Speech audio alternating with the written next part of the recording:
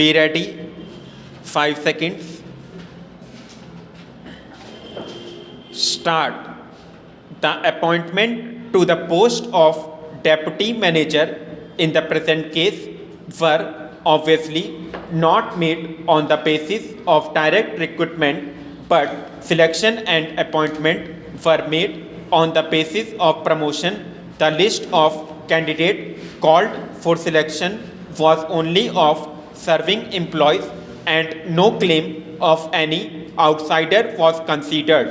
It is evident from a bare reading to Rule 21 that no employee can claim promotion as a matter of right. It will depend on one's own suitability as on his relative standing with the others eligible for promotion.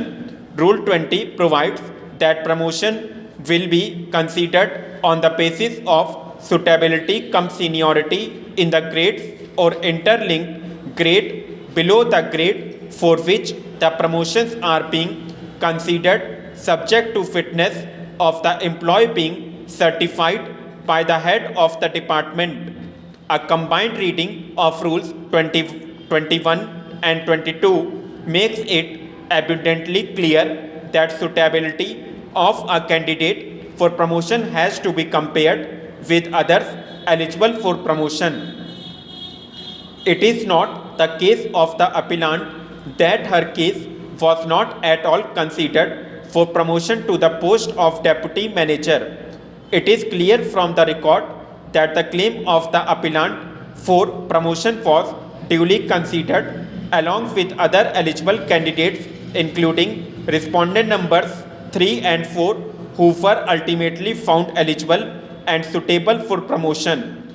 The selection board, having assessed the ratings of each of the previous 3 years' annual performance appraisals and performance of the appellant in the interview, found her not suitable for promotion.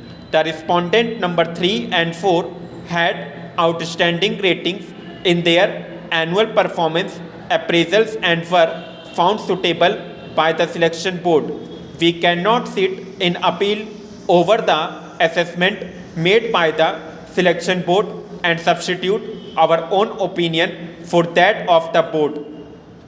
In the result, we find the decision to select and appoint respondent number 3 and 4 is not vitiated for any reasons whatsoever.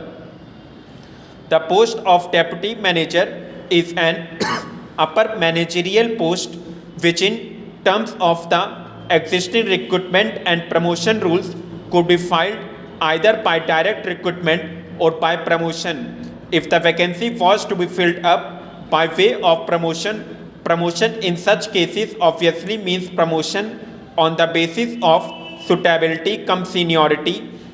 The process of selection on the basis of suitability cum seniority is in accordance with the package of rules referred to herein above. It is not necessary in this case to restate and reiterate the difference between promotion based on seniority cum merit and merit cum seniority. The concept is different. In case of the former, greater emphasis is laid on the seniority through it is not the determinative factor, while in the latter, merit is the determinative factor. For the aforesaid reasons, we concur with the view taken by the High Court that seniority alone was not the determinative criteria for promotion. Merit or comparative merit was also taken into consideration by the selection board, and the same is not contrary to law and guidelines. Stop.